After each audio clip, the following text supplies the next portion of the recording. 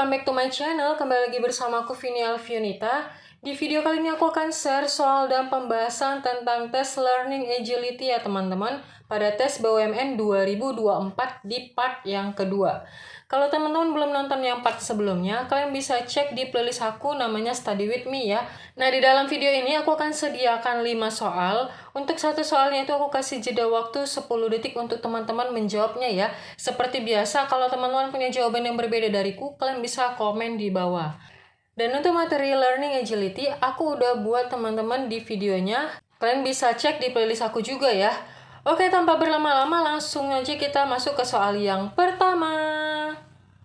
Tunggu dulu, jangan lupa dukung channel aku ya dengan cara subscribe. Terima kasih. Soal nomor 1. Anda adalah seorang petugas layanan kependudukan. Ketika Anda sedang melayani masyarakat, tiba-tiba Anda merasa pusing dan tidak fokus, sehingga mengakibatkan kesalahan pemberian instruksi. Karena tidak terima, masyarakat tersebut marah-marah dan merasa sangat tidak puas dengan pelayanan Anda. Maka apa yang akan Anda lakukan? A. Mencoba mendengar keluh kesahnya dan meminta maaf. B. Meminta maaf dan menyampaikan kondisi Anda yang sebenarnya. C. Meminta maaf dan meminta tolong kepada rekan Anda untuk meneruskan. D. Menjelaskan kondisi Anda yang sedang sakit dan memohon pengertian dari masyarakat tersebut. E. Mencoba menyelesaikan permasalahan dengan maksimal meskipun dalam kondisi yang tidak prima. Kita mulai.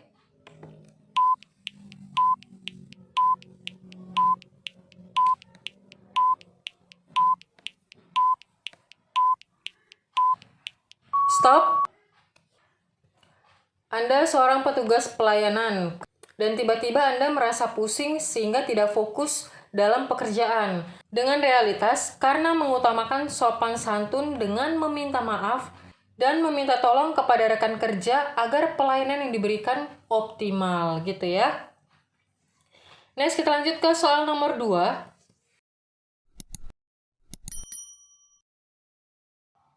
Karyawan baru itu ternyata kurang bersikap respek dan ramah kepada rekan lainnya, bahkan cenderung menghambat kinerja. Sudah berkali-kali ditegur namun belum menunjukkan perubahan sikap yang signifikan. A. Saya laporkan kepada atasan mengenai hal tersebut. B. Saya ingatkan dengan baik-baik agar dia bersikap ramah. C. Saya pun tak perlu bersikap ramah kepadanya. D. Hal itu menjadi tanggung jawab manajer sumber daya manusia. E. Saya akan berikan surat peringatan kepadanya. Kita mulai.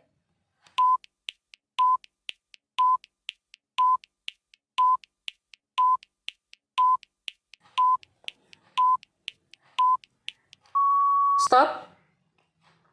Karyawan baru itu ternyata kurang respek dan ramah kepada rekan lainnya sehingga cenderung menghambat kinerja ya teman-teman. Sudah berkali-kali nih ditegur namun belum menunjukkan perubahan sikap yang signifikan. Nah, bagaimana sikap Anda sebagai rekan kerjanya? Adalah yang A ya teman-teman. Saya laporkan kepada atasan mengenai hal tersebut. Jadi untuk pembahasannya, kata kunci di soal adalah masalah yang menghambat kinerja dan sudah ditegur berulang-ulang tetapi tidak ada perubahan dalam diri karyawan tersebut. Sehingga opsi yang paling tepat sesuai dengan subjek soal adalah sebagai pegawai kita harus memilih yang A, melaporkan hal tersebut kepada atasan. Karena kita sudah menegurnya berkali-kali dan hal tersebut pun tidak ada perubahan, bahkan cenderung menghambat kinerja. Jadi lebih baik kita melaporkannya langsung kepada atasannya teman-teman. Oke, next kita lanjut ke soal nomor 3. Kalau teman-teman punya jawaban yang berbeda, kalian bisa komen di bawah ya, kasih tahu alasan teman-teman semuanya. Soal nomor 3. Lingkungan kerja adalah lingkungan yang aman dan masing-masing pegawai melakukan pekerjaannya sehari-hari. Lingkungan kerja juga menjadi penghubung berinteraksinya setiap pegawai. Bagaimana lingkungan kerja yang ideal menurut Anda? A. Lingkungan yang cenderung sama dengan kepribadian Anda. B. Lingkungan kerja yang kondusif. C. Lingkungan yang berkarakter dan beragam. D. Lingkungan yang dapat menimbulkan suasana yang hangat dan ceria. Anda tidak terlalu peduli dengan hal tersebut. Kita mulai.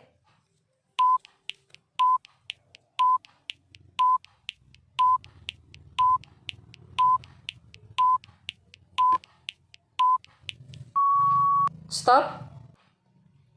Bagaimanakah lingkungan kerja yang ideal menurut Anda? Jawabannya adalah yang B ya teman-teman, itu yang paling tepat, yaitu lingkungan kerja yang kondusif. Untuk pembahasannya, bahwa tujuan dari soal ini adalah untuk mengetahui kondisi lingkungan kerja yang ideal menurut Anda. Lingkungan kerja yang ideal adalah lingkungan kerja yang dapat mendukung setiap pegawai berkinerja optimal atau kondusif. Oke, next kita lanjut ke soal nomor 4. Isu radikalisme kembali menarik perhatian masyarakat di tanah air. Banyak pihak khawatir radikalisme dapat meruntuhkan persatuan dan kesatuan bangsa Indonesia.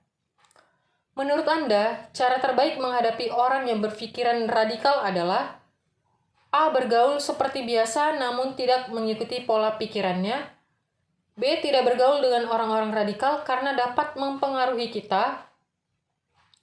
C. Menjaga hubungan baik dengannya dan tetap berpegang teguh dengan prinsip. D. Tidak melayaninya dan menghindari sebisa mungkin. E. Berusaha memberikan pemahaman yang baik kepadanya. Kita mulai.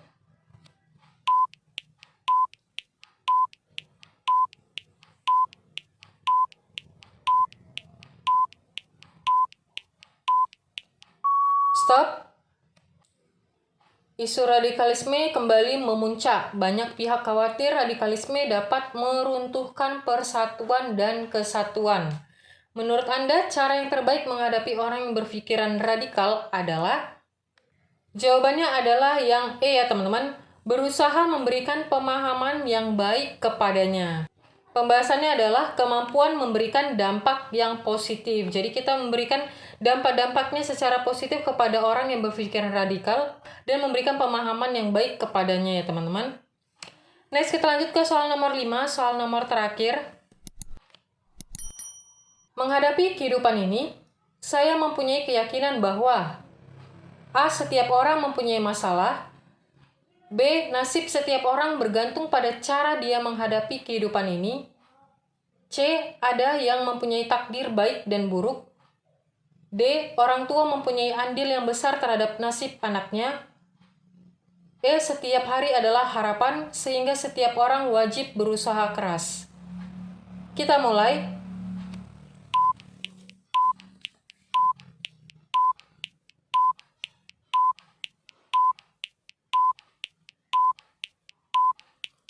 Stop. Menghadapi kehidupan ini, saya mempunyai keyakinan bahwa jawabannya E ya teman-teman. Setiap hari adalah harapan, sehingga setiap orang wajib berusaha keras. Untuk pembahasannya kita lihat nih teman-teman. Setiap hari adalah harapan, sehingga setiap orang wajib berusaha keras. Karena perjalanan hidup setiap manusia tidak pernah ada yang tahu. Tetapi manusia harus berusaha untuk mencapai sesuatu yang diharapkan. Oke teman-teman, segitu aja untuk soal dan pembahasan tentang tes learning agility. Kalau kalian suka, silakan like. Kalau ada pertanyaan, ide, tanggapan, atau saran, silakan komen di bawah ya. Dan jangan lupa please teman-teman dukung channel aku dengan cara subscribe, agar aku semakin bersemangat lagi untuk membuat video terbaru lainnya. Dan bagi yang udah subscribe, aku ucapkan terima kasih banyak. Sampai jumpa di next video. Bye-bye.